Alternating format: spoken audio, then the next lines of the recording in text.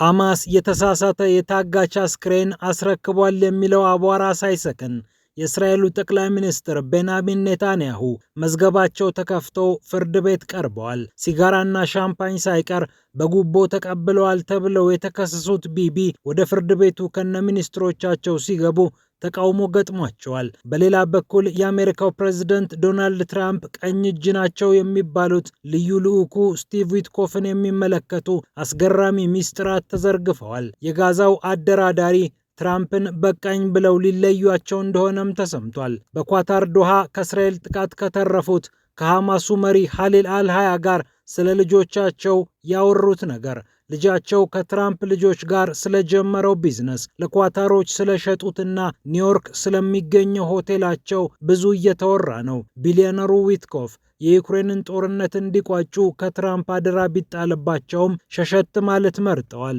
ከፑቲን ጋር ከ4 ሰዓት በላይ አወሩ ተብለው የተንቆለጳጰሱት ዊትኮፍ ፈታኙ ድርድር ግን ይቅርብኝ እያሉ ይመስላል። ለምን እንመለከተዋለን። በተመሳሳይ ከወደ ዩክሬን ደግሞ ኦዴሳ በአንድ እግሯ ቆማለች። ዜሌንስኪም የወደቧ ከተማ በወታደራዊ አስተዳደር ውስጥ እንድትገባ አዘዋል። የኦዴሳን አስተዳዳሪ ዜግነት የሰረዙት ፕሬዝዳንቱ የሩሲያ ፓስፖርት አላቸው የተባሉት ሰውየው ከሩሲያ ጋር ያላቸውን ግንኙነት በተመለከተ መግለጫ ሰጥተዋል። የኔቶ መሳሪያዎች የሚገቡባት የዜሌንስኪ ኔትወርክ ኮንትሮባንድ ያሾርባታል የምትባለዋ ኦዴሳ ከባድ ጭንቀት ውስጥ ገብታለች። አፍሪካዊቷ ሀገር ደግሞ ከ43 ዓመታት በኋላ ፕሬዝዳንቷን ልትቀይር መሆኑ ተዘግቧል። የተቃዋሚውን ጎራ መሪ አሸናፊ ያደረገው ምርጫም መነጋገሪያ ሆኗል። ፒያሳ ኔትወርክን ስትከታተሉ ሁሉንም በጥልቀት ታገኛላችሁ። ፒያሳ ኔትወርክን ሰብስክራይብ፣ ላይክ እና ሼር በማድረግ የተአማኒና የጥልቅ ዘገባዎች ቤተሰብ ሁኑ ስንል በአክብሮት ጋብዘናል። አሁን ወደ ጉዳዮቻችን አለፍን።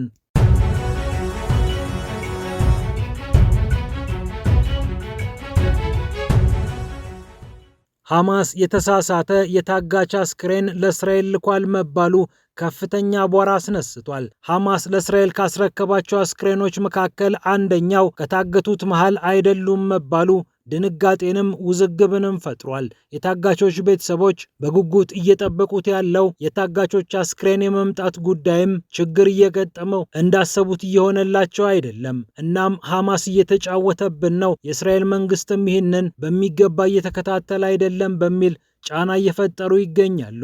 የእስራኤል ጦር በበኩሉ በራፋህ በኩል የሚገባውን እርዳታ እንዲገባ የምከፍተው የታጋቾቹን አስክሬን ሙሉ ለሙሉ የምረከብ ከሆነ ነው እያለ ይገኛል። ይህ በእንዲህ እንዳለ በጋዛ ያለው ግጭት እስካሁን ሊበርድ አልቻለም። የእስራኤል ጦር በጋዛ ከተማም በካን ዩኒስም ጥይት ስለመተኮሱ ተነግሯል። ከአንዱ ስፍራ ወደ አንዱ ስፍራ የሚንቀሳቀሱ ፍልስጤማውያንን ለመግታት ነው የእስራኤል ታንከኞች ተኩስ ከፍተዋል የተባለው። እንደ ዋፋ የዜና አገልግሎት ዘገባ ቁጥራቸው ቀላል የማይባሉ ፍልስጤማውያን በዚህ ሂደት ጉዳት ደርሶባቸዋል። የጋዛው አቧራ ሳይሰክን ኔታንያሁ ፍርድ ቤት ቀርበዋል። ለተከታታይ ዓመታት መከራቸውን ሲያሳያቸው የነበረው የፍርድ ቤት ጉዳይ አሁን ዳግም መዝገቡ ተከፍቶ አጀንዳ ሆኖ ብቅ ብሏል። ከ5 ዓመት በፊት ጀምሮ ኔታንያሁ የፍርድ ቤት ጉዳይ አላጣቸውም። የሙስና ቅሌት ውስጥ ተዘፍቀሃል የተባሉት ኔታንያሁ ተከታታይ ክሶችን እያስተናገዱ ይገኛሉ። ፓርቲያቸው ሊኩድ ፓርቲም የሚሸፍንላቸውን ያህል ቢሸፍንም ከሙስና ክሱ ግን ሊያተርፋቸው አልቻለም። በቴል አቪቭ ፍርድ ቤት በተገኙበት ሰዓት እርሳቸውና የሊኩድ ፓርቲ ሚኒስትሮቻቸው ወደ ፍርድ ቤቱ አዳራሽ ሲገቡ ከፍተኛ ተቃውሞ ገጥሟቸዋል። ኔታንያሁ ግን ፈገግ ብለው እንደነበር የተሰራጩት መገናኛ ብዙሃን እየዘገቡ ይገኛሉ። የቴል አቪቭ ፍርድ ቤት እስራኤል ምንም እንኳን 20 የሚሆኑ ታጋቾቿን በሕይወት ብታገኛቸውም ሰውየው ላይ የተመሰረተው ክስ ግን ግብዓተ መሬቱ አልተፈጸመም። የአሜሪካው ፕሬዝዳንት ዶናልድ ትራምፕ በእስራኤል ምክር ቤት በክኔሴት ፊት ቀርበው ለእስራኤሉ ፕሬዝዳንት አይዛክ ሄርዞግ እባክህ ለኔታንያሁ ምህረት አድርግለት ሲሉ መጠየቃቸውም የሚታወስ ነው። እርሳቸውና ባለቤታቸው ሳራ ኔታንያሁ የተከሰሱባቸው ክሶች ግን እጅግ አስገራሚ ናቸው። $260,000 የሚያወጡ ቅንጡ ዕቃዎችን በተለያየ ምክንያት እንደ መደለያ ተቀብለዋል። ከነዚህ ውስጥ ደግሞ ሻምፓኝ፣ ሲጋራና ጌጣጌጥ ይገኙበታል ይላል የተመሰረተባቸው ክስ።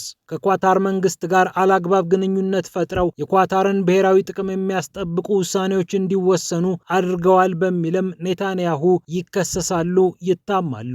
እርሳቸው እንዲህ አይነት ነገር አልፈጸምኩም በሚል እየተሟገቱና እየተከራከሩ ቢሆንም የሙስና ክሳቸው ግን እንዲህ በቀላሉ የሚቆም አይደለም።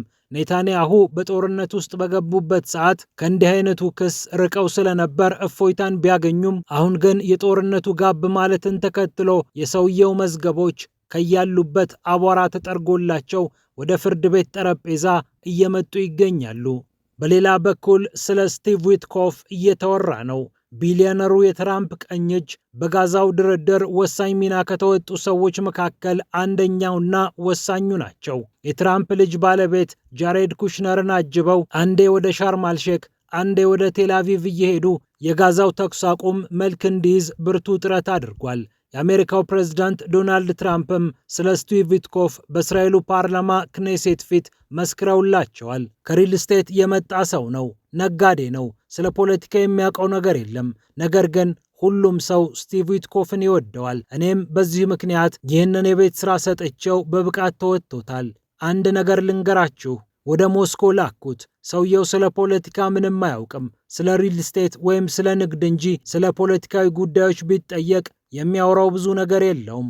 ወደ ፑቲን ከላኩት በኋላ ከ30 ደቂቃ በኋላ ውይይቱ እንዴት ሆነ ብዬ ስጠይቅ ስቲቭ ዊትኮፍ አሁንም ከፑቲን ጋር ነው አሉኝ። ከ1 ሰዓት በኋላ መልሼ ደወልኩ። አሁንም ስቲቭ ዊትኮፍ ከፑቲን ጋር ነበር። ከ2 ሰዓት በኋላ መልሼ ስደውልም ያው ነው። ከ3 ሰዓት በኋላም ስደውል ተመሳሳይ መልስ አገኘው።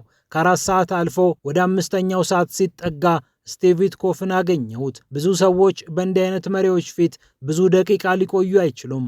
ስቲቭ ዊትኮፍ ግን አደረገው። በጋዛም ይህንን ተግባር ፈጸመ። አሁን የጋዛውን ሰላም ካመጣን የዩክሬኑን ጦርነት ማቆም አለብን። ስቲቭ ዊትኮፍ እባክህ የጀመርነውን ስራ እንጨርስ፣ ሰላም እናምጣ በማለት በአደባባይ ነበር ጥያቄው የቀረበላቸው።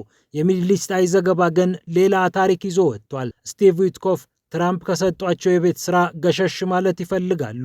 የትራምፕ ልዩ ልዑክ ሆነው ከዚህኛው አጽናፍ ወደዚያኛው እየተጓዙ የትራምፕን መልእክት ያደረሱት ስቲቭ ዊትኮፍ አሁን ግን በቃኝ እያሉ እንደሆነ ተሰምቷል። የጋዛው ድርድር ካለቀ በኋላ ቀጣይ የቤት ሥራዎችን ከትራምፕ መረከብ እንደማይፈልጉም ተሰምቷል። ነገር ግን 20 ነጥቦችን የያዘው የትራምፕ የጋዛ ሰላም ዕቅድ ዳር ሳይደርስ ሰውየው እንዴት ይሄዳሉ የሚለው ጥያቄ ግን በአግባቡ አልተመለሰም።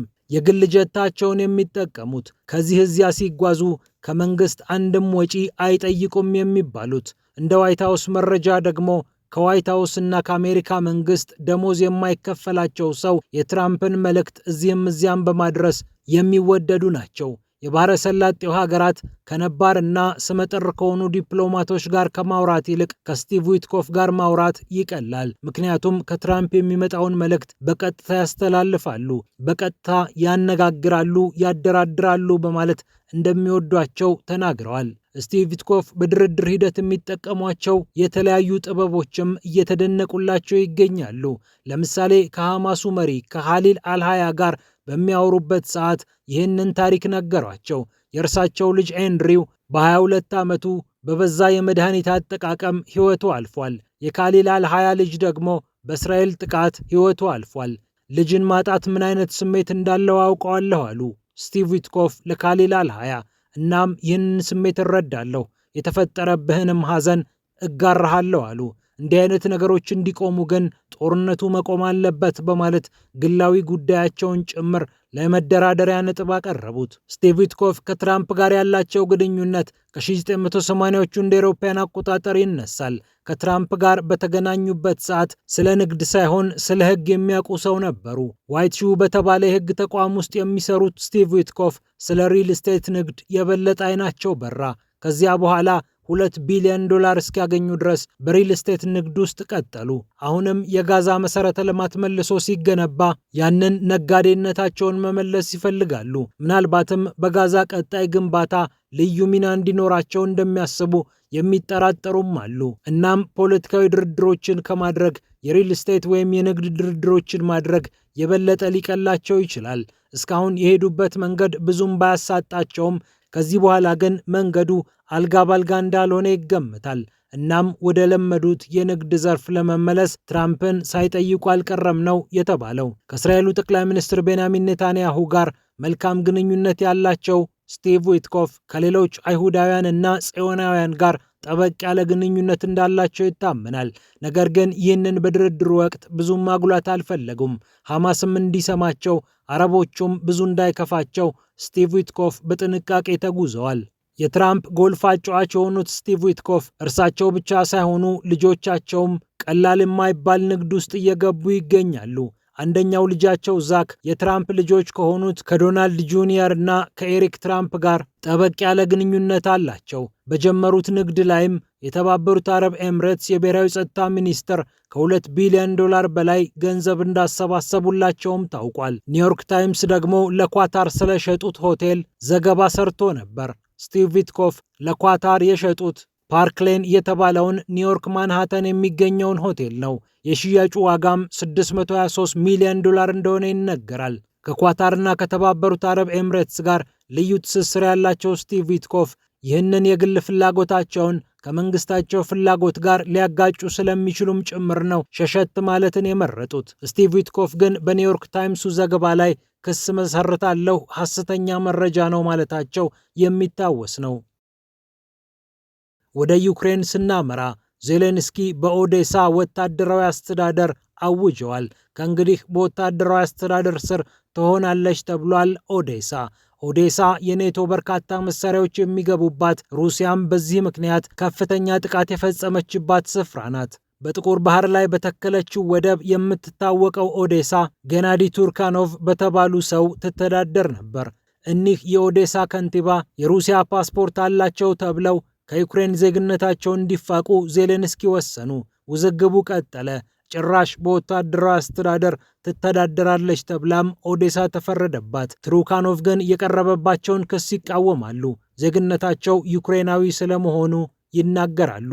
የዩክሬንና የሩሲያ ጦርነት ሲነሳ ጀምሮ ሁለቱ ሀገራት ችግራቸውን በሰላማዊ መንገድ ይፍቱ በማለት ደፈር ብለው ለኮሬራ ዴላ ሴራ የተናገሩት እኒህ ሰው በዜሌንስኪ ብዙም የሚወደዱ ሰው አይደሉም። ነገር ግን ላለፉት 11 ዓመታት ኦዴሳን ከማስተዳደር ወደ ኋላ አላሉም። ዜሌንስኪ ግን ኦዴሳ የበለጠ ጥበቃ ትፈልጋለች፣ ለዚህም ነው በወታደራዊ አስተዳደር ውስጥ የምናስገባት ብለዋል። በኦዴሳ ውስጥ ያልተፈቱ ብዙ ችግሮች አሉ የሚሉት ዜሌንስኪ ወታደራዊ አስተዳደርን ምርጫቸው አድርገዋል። ይሁንና ይህ እርምጃቸው በሁሉም ዩክሬናውያን ዘንድ አልተወደደላቸውም። ከሩሲያም በኩል ትችት አምጥቶባቸዋል። የሩሲያው ኬርሰን ግዛት አስተዳዳሪ ቭላዲሚር ሳልዶ ዜሌንስኪ የፈለገው እንደ ልብ ኮንትሮባንድ መስራት ስለሆነ ኦዴሳን ለመቆጣጠር ያለመው ለዚያ ነው ብለዋል።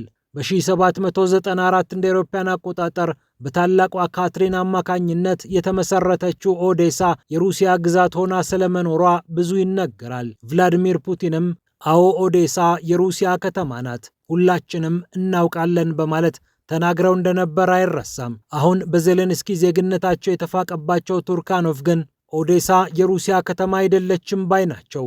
ይሁንና ይህንን ቋንቋ ራሱ በሩሲያ ቋንቋ ማውራታቸው ብዙዎች ታዲያ ከዚህ በላይ እንዴት የሩሲያ ትሁን ብለው እንዲናገሩ አድርጓል።